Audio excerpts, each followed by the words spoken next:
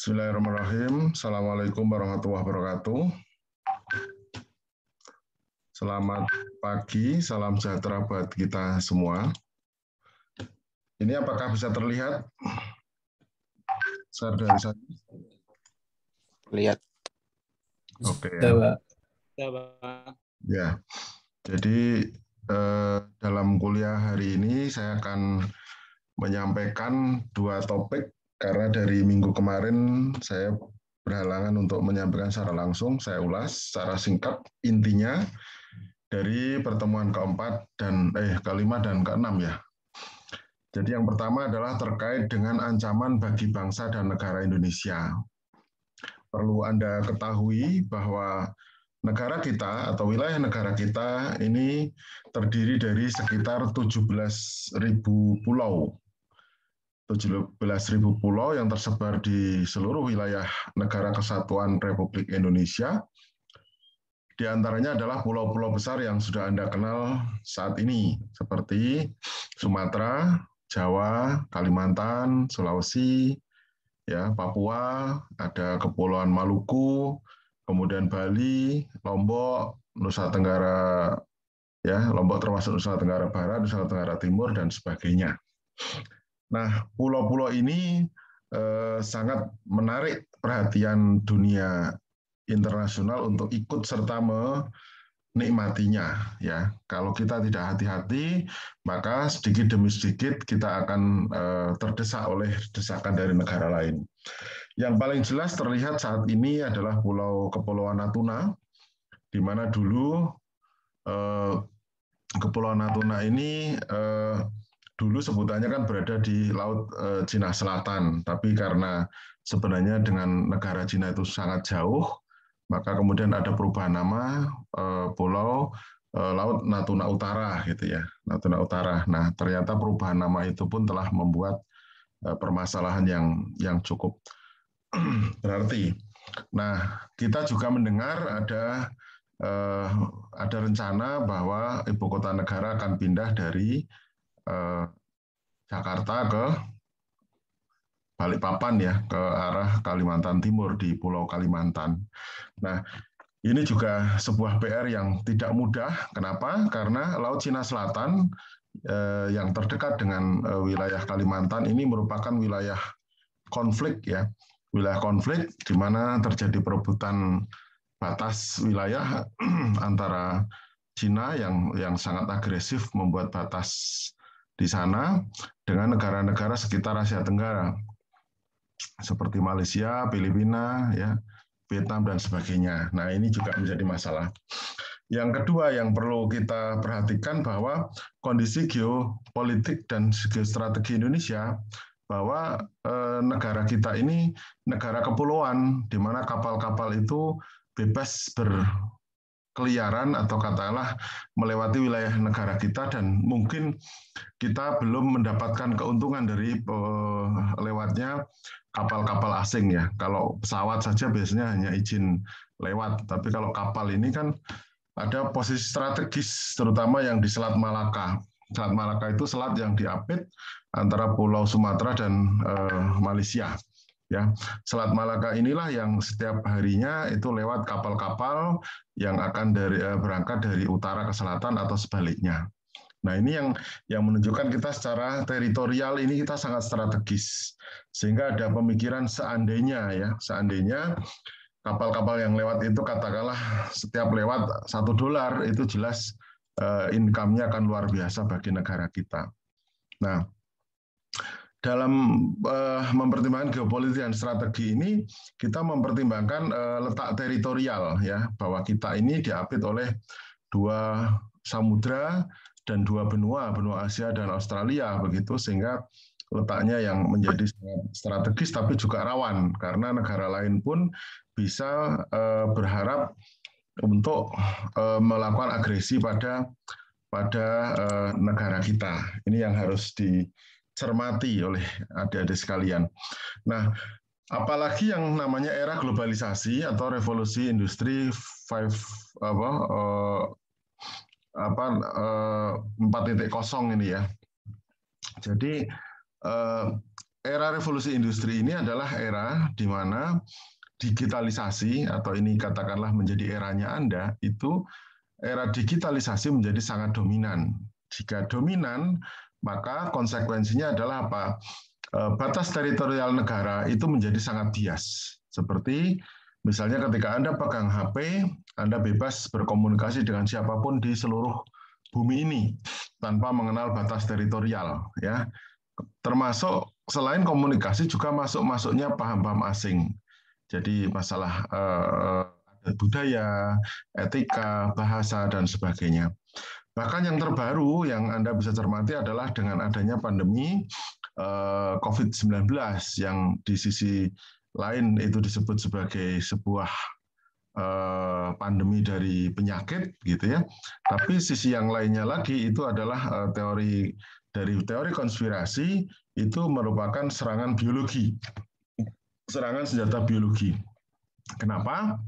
Karena dengan adanya COVID-19 ini juga berdampak pada runtuhnya ekonomi banyak negara, kemudian peluang adanya pemasaran sarana prasarana terkait dengan medis ya, terkait dengan APD misalnya kayak masker, alat pelindung diri, vaksin ya, dan sebagainya. Itu bahkan sekarang kita kalau mau bepergian, adik-adik mau bepergian sudah syaratnya vaksin, syaratnya ada antigen, ada PCR dan sebagainya. Nah inilah yang di satu sisi secara ekonomi maka mereka yang memegang kendali terhadap itu semua akan meraup keuntungan yang luar biasa.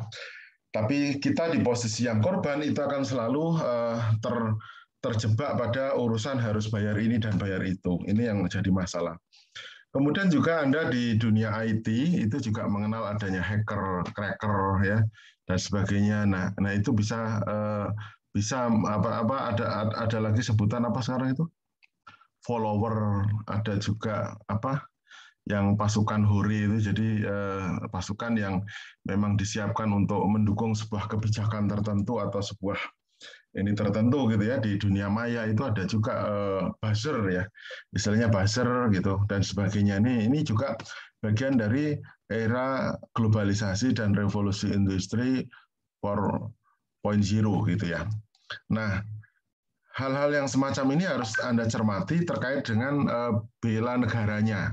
Ya, bagaimana kita membuat Indonesia dalam era 4.0 ini mampu membangun eksistensi, mampu memanfaatkan peluang untuk masuk ke dunia industrialisasi yang penuh era digital, dari robotik, dari kecerdasan buatan dan sebagainya.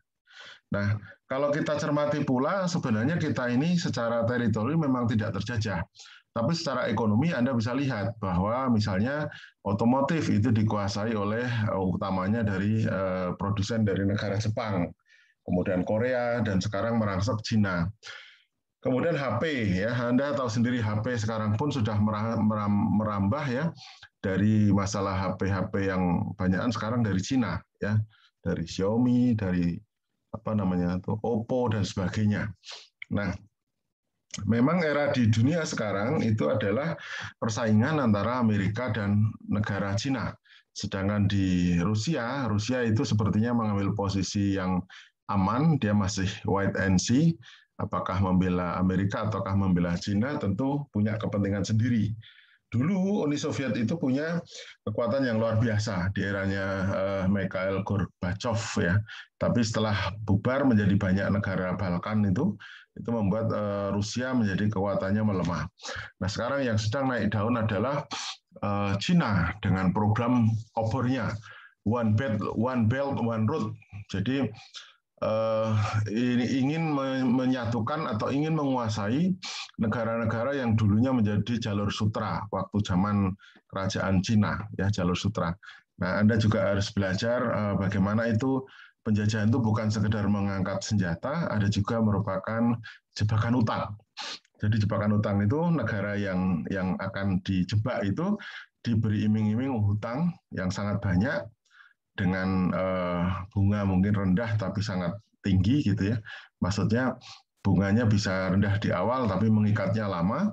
Dan yang dibangunkan itu adalah infrastruktur yang sebenarnya tidak efektif bagi kita saat ini, gitu, bagi negara itu saat ini, sehingga lama-lama negara itu akan terjebak pada hutang. Nah, sekarang Anda bisa sebagai generasi milenial bisa mencermati pembangunan yang terjadi selama ini, ya, seperti pembangunan jalan tol, pembangunan bandara, pelabuhan, ya, pembangunan kawasan industri itu apakah efektif untuk saat ini? Ya, efektif itu misalnya gini loh, misalnya membangun bandara, apakah bandaranya itu langsung bisa dipakai, ramai orangnya dan sebagainya, atau jangan-jangan malah mangkrak, padahal itu uang utang, ya kan? Pembangunan jalan tol, apakah benar jalan tol ini sudah sangat vital dibutuhkan misalnya? Oke lah kalau di Jawa, tapi bagaimana dengan di Sumatera? Bagaimana dengan jalan tol di Kalimantan? Bagaimana dengan di Sulawesi, dengan di Papua misalnya? Nah ini kalau ternyata nanti bangunannya itu ternyata belum difungsikan, maka kita pun akan masuk yang namanya berpotensi sebagai negara dalam jebakan utang dari negara-negara pendonor gitu. Nah, kita bisa mencermati semua bahwa negara yang terjebak itu lama-lama nanti akan mengalami hutang yang menggunung. Nah, ini yang cukup berbahaya, yang menjadi PR bagi kita semua, Anda generasi milenial ke depan untuk bisa mengantisipasi itu semua, gitu ya. Nah, terus sumber-sumber ancaman itu dari mana gitu? Nah, Anda harus memahami Pancasila. Jadi Pancasila itu bukan dibenturkan dengan agama ya. Karena Pancasila itu sebenarnya sebagai mengakomodir dari perbedaan yang ada di bangsa Indonesia. Anda harus memahami Indonesia itu sangat luar biasa. Kenapa? Karena kita dari berbagai macam suku bangsa, bahasa, agama, tapi bisa disatukan dalam Negara Kesatuan Republik Indonesia dalam wujud Pancasila itu. Nah, Anda bayangkan di negara Arab itu ya, satu bangsa tapi negaranya macam-macam. Di Eropa juga satu bangsa, negaranya macam-macam gitu. Kita banyak bangsa tapi bisa menjadi satu. Itulah konsep dari Pancasila, dari Bhinneka Tunggal Ika dan sebagainya. Jadi memang Pancasila ini untuk mengakomodir berbagai macam keyakinan, pandangan kesukuan, ya, adat istiadat, bahasa dan sebagainya, gitu. Nah, konsep inilah yang harus kita jaga. Selama kita kuat menjaganya, ya otomatis kita akan bisa menjaga keutuhan Negara Kesatuan Republik Indonesia, gitu ya. Oke. Nah, sekarang berikutnya saya akan share lagi terkait dengan kalau kita bicara terkait dengan ancaman, maka Anda bisa merenungkan apa sih ancaman yang datang di era 4.0 ini, dan apa sih posisi Anda saat itu. Apakah Anda akan asik hanya main game dengan HP-nya, Anda asik mengunci diri di kamar, tak peduli bagaimana keadaan lingkungan, atau Anda sudah peduli bagaimana untuk membela negara dan bangsa ini dengan cara Anda, dengan penguasaan IT dan sebagainya. Nah, sekarang topiknya kita berubah ke arah bagaimana tatanan dasar bela negara. Nah, tatanan dasar ini adalah bicara tentang filosofi. Yang pertama adalah landasan filosofinya atau landasan normatifnya, ya, bahwa kita ini mempunyai budaya, agama, adat, istiadat, ras yang berbeda-beda. Nah, inilah yang kita mencoba untuk disatukan dalam payung Pancasila. Dengan semangat bersama untuk apa? Untuk cinta tanah air, untuk sadar berbangsa dan bernegara, dan Pancasila sebagai ideologi negara. Nah, secara historis atau sejarahnya, kita ini adalah sebuah bangsa yang senasib sepenanggungan, ya, karena sama-sama berjuang untuk meraih kehormatan jati diri bangsa dari tekanan penjajahan, dan saat itu untuk bagaimana menjadi bangsa yang merdeka. Ya. Kemudian bagaimana perjuangan itu harus dipahami dari mulai perjuangan bersenjata, perjuangan lobby-lobby, ya. Kemudian sampai kita ke landasan yuridis, yaitu Undang-Undang Dasar tahun 45, ya, terkait dengan misalnya pasal 27 ayat 3. Setiap warga negara berhak dan wajib ikut serta dalam upaya pembelaan negara. Nah, kita juga mengadopsi, jadi ada cerita bahwa dulu zaman Majapahit itu sudah dikenal namanya sistem pertahanan dan rakyat semesta. Jadi kalau rakyat itu ikut perang, maka kekuatan negara akan semakin kuat. Itu juga diulangi ketika perang Diponegoro, di mana Pangeran Diponegoro mampu 5 tahun mengobrak-abrik keuangan dan pertahanan Belanda karena memakai sistem rakyat semesta. Nah, ini pula yang dipakai dalam konsep pertahanan yang dipakai oleh TNI. Ya, TNI kita ini juga menggunakan sistem pertahanan rakyat semesta, di mana rakyat ini pun merupakan pasukan cadangan yang sewaktu-waktu bisa diberdayakan untuk membela bangsa dan negara. Jadi kalau sudah perang, maka itu adalah tugas kita semua untuk mempertahankannya, bukan hanya tugas aparat, begitu. Nah, kemudian landasan teoritis ada terkait dengan wawasan kebangsaan, bahwa kita berbeda-beda tapi satu bangsa Indonesia. Kemudian adanya konsensus dasar atau kesepakatan dasar, pertama terkait Pancasila sebagai bela negara, sebagai ideologi, kemudian Undang-Undang Dasar Republik Indonesia tahun 45, kemudian wilayah negara kesatuan Republik Indonesia dalam kesatuan geografis, sosial, budaya, kemudian adanya Bhinneka Tunggal Ika yang mencoba menyatukan kita, dan adanya wawasan Nusantara, ya, wawasan Nusantara yang bersama-sama merupakan kita memandang bahwa satu wilayah kesatuan ini merupakan wilayah kita semua yang harus kita dukung, gitu ya. Kemudian wawasan Nusantara ini juga dalam konsep negara NKRI, begitu, ya. Ini bisa Anda baca sendiri. Nah, kemudian terkait dengan ketahanan nasional, ya, ketahanan nasional ini hakikat ketahanan nasional adalah keuletan dan ketangguhan bangsa yang mengandung kemampuan mengembangkan kekuatan nasional untuk dapat menjamin kelangsungan hidup bangsa dan negara dalam mencapai tujuan nasional. Ya, ketahanan nasional ini bisa Anda baca detailnya. Nah, ini yang bisa saya sampaikan untuk kuliah pagi ini. Jadi adik-adik sekalian, dalam kuliah ini saya akan memberikan kesimpulan bahwa yang pertama, di era 4.0 ini ancaman bisa juga dalam bentuk digital. Ya.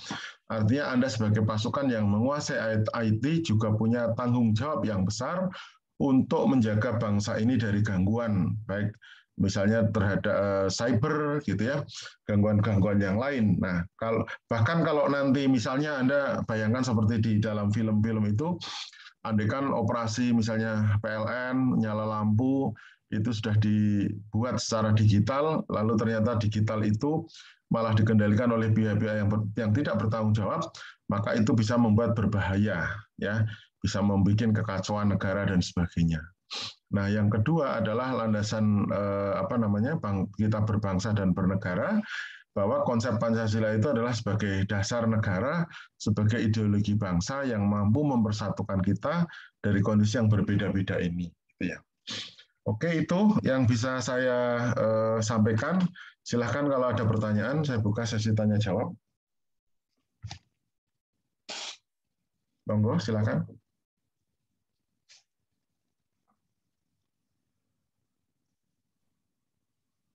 Silakan. Nanti bagi yang tidak ikut kuliah pagi ini, bisa ikut dari ini, saya coba nanti unggah di YouTube. Dan untuk presensi Anda tetap presensi di jadwal masing-masing, ya, biar tidak bingung. Presensi jadwal masing-masing sesuai dengan hari dan jamnya, gitu. Oke, ada pertanyaan atau tidak? Kalau tidak ada, saya cukupkan sekian. Terima kasih atas waktunya. Semoga bermanfaat. Salam sehat selalu. Dan silakan materi-materi yang tadi saya sampaikan, silakan dibaca detail untuk dipelajari dan nanti digunakan untuk bekal UTS 2 minggu lagi, ya. Oke, terima kasih. Kurang lebihnya mohon maaf. Wassalamualaikum warahmatullahi wabarakatuh. Waalaikumsalam. Terima kasih, Pak. Terima kasih, Pak. Terima kasih, Pak. Makasih, Pak. Makasih, Pak.